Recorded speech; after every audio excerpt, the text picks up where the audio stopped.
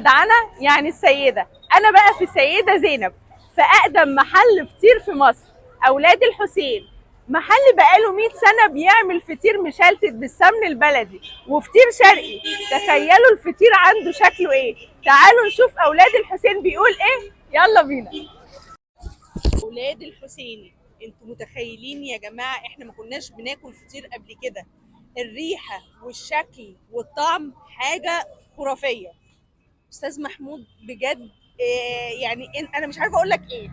انا الريحه اساسا انا شبعانه، المفروض ان انا شبعانه بس الريحه جوعتني. اول حاجه يعني اهلا وسهلا بحضرتك، انت اهلا منورانا بيك، في المكان طبعا. تسلم ربنا انا اول مره اشوف الفطير مخدوم بالشكل دوت. احنا نسينا الكلام ده اصلا يعني. والله يعني احنا يعني بما اننا اكيله ما فبنبقى شاء عارفين الله. الناس بتحب ايه لا وبنحاول نعمله.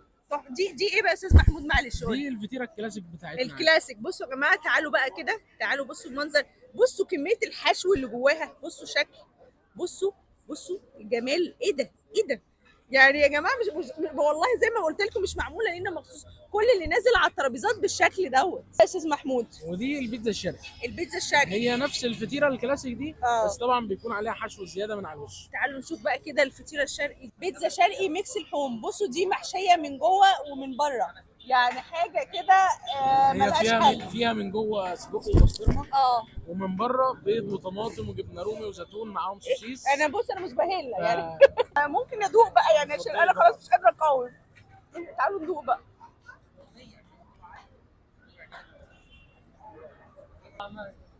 يا سيدي ايه الحلاوه دي؟ يا سيدي يا سيدي. لا ده المايك، تاخد المايك بقى عشان انا اعرف اكل وانت اتكلم بقى. انا هسيب استاذ محمود يتكلم عشان انا اعرف اكل. ايه ده؟ يعني الوصف بجد صعب، انت محتاج تجرب بنفسك. يا جماعه التجربه. بصوا المنظر، بصوا الفطيره من بره، بصوا بجمالها. دي ايه بقى؟ عشان دي الفطيره الكلاسيك. دي الفطيره الكلاسيك يا جماعه. طب انا هاكل بقى واشرح لهم عشان ده ميكس الكيري سجق، الفطيره الاشهر على الاطلاق فطيره الكيري سجق. فلما تظبط الجوده بتاعت السجق مع الكيري هتديك طعم بجد مش هتجربه في اي حته. شيف روبي حضرتك مركزه معايا؟ والله ما عارف بيقول ايه. انا من حلاوه الفطير بتاعكم انا مش مركزه في حاجه خلاص يعني بجد يعني. بجد يا استاذ محمود انا منبهره بالشكل وبالطعم وبالتقديم. لا حاجه كده مميزه. وايه بقى البتاع الحلوه دي اخر اختراعاتنا. هي احنا بنسميها قنبله. بتكون شكلها قنبله فعلا. هي بتكون قنبله بالميكس الجبن. وميكس بقى حضرتك بتختاريه سواء فراخ او لحوم او برجر مع سلامي. يا سيدي يا لهوي يا لهوي يا اختي. تعالوا شوفوا ده، هي فعلا. بصوا يا نهار ابيض. دي هنا في تعالوا ده في هنا موال جوه والله العظيم. بصوا ايه ده اشرح لي بقى كده وانا بدوق. قول لي ايه هي دي فيها قطع برجر عليها شرايح سلامي مدخن. طبعا كل ده غرقان في الجبنه الموتزاريلا والجبنه الكريمي مع الفلفل الالوان والزيتون، فميكس كده يخطفك على طول. الاستاذه طبعا مع كل حاجه بتدوقها بتسرح معاها وبتنسى هنا خالص. انا بدخل جواها، انا فعلا بدخل جواها. ايه ده؟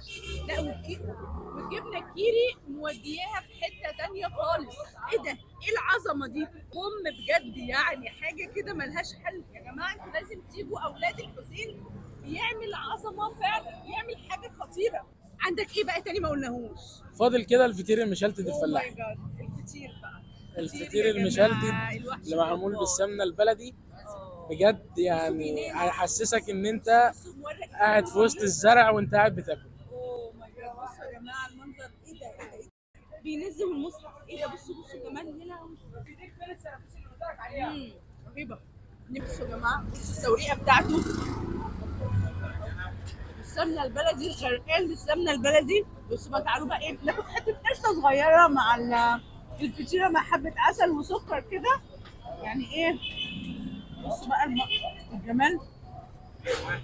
تعالوا بقى كده مع حبه عسل. يا سيدي يا سيدي. تعالوا بقى ورشه سكر بقى.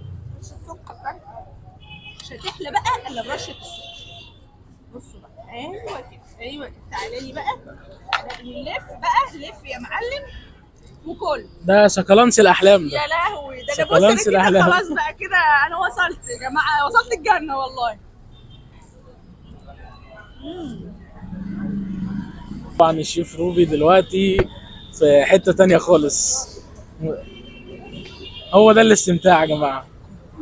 ايه الحلاوه دي؟ لا لا طايرة. سيبك من الحلويات اللي بايديكي، إيه دي ده جنة بقى؟ الاحلام لا بقى. والله كتير، والله العظيم دي بقى انتوا اولاد بتعملوه الحسين. ايه ده؟ ايه الحلاوه دي؟ ايه اللي انتوا بتعملوه فينا ده كتير؟ لا والله لا العظيم خالص. مش كده يا جماعه. الفطيره دي من كتر ما هي ميكس مشهور عندنا احنا سميناها باسمنا، ايه بقى؟ فطيره اولاد الحسين. اولاد الحسين. الفطيره دي فيها كريمه، مربى، زبيب، وزند وبندق، كل ده؟ بسبوسه وكنافه. كتير. الكلام ده كله غرقان في السمنه البلدي الكلام ده كله يودي وعليه في قشطه داهية. وعسل من بره. يا نهار يا جماعه هي أنا بجد بايتة يعني هنا. انا مش مروحه، ميكس حلويات رهيب. يعني انا بايته على الترابيزه دي مش مروحه. بص المنظر اللي هو قاله ده كله، يعني حاجه لا تعقل. مفيش حد بيعمل كده يا جماعه وربنا. بصوا ده السمنه بتنزل بتقع ازاي. ايه ده؟ ايه ده؟ احنا ممكن نوريهم شط من جوه ونفتح. بصوا الحلاوه. يا نهار ابيض. وبصوا كميه المكسرات اللي جوه وكميه الحشو. كميه الحشو دي مش طبيعيه. ميكسات وحاجات بنعملها مخصوص علشان الناس الاكيله بتاعتنا. الحشو من جوه ومن بره. صح حد معايا؟ يفوقني، حد يفوقني. ايه ده؟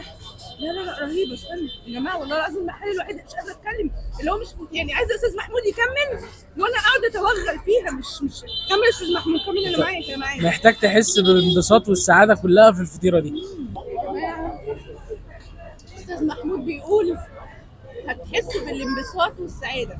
ده انبساط وسعاده وبهججه وطيران في الجو.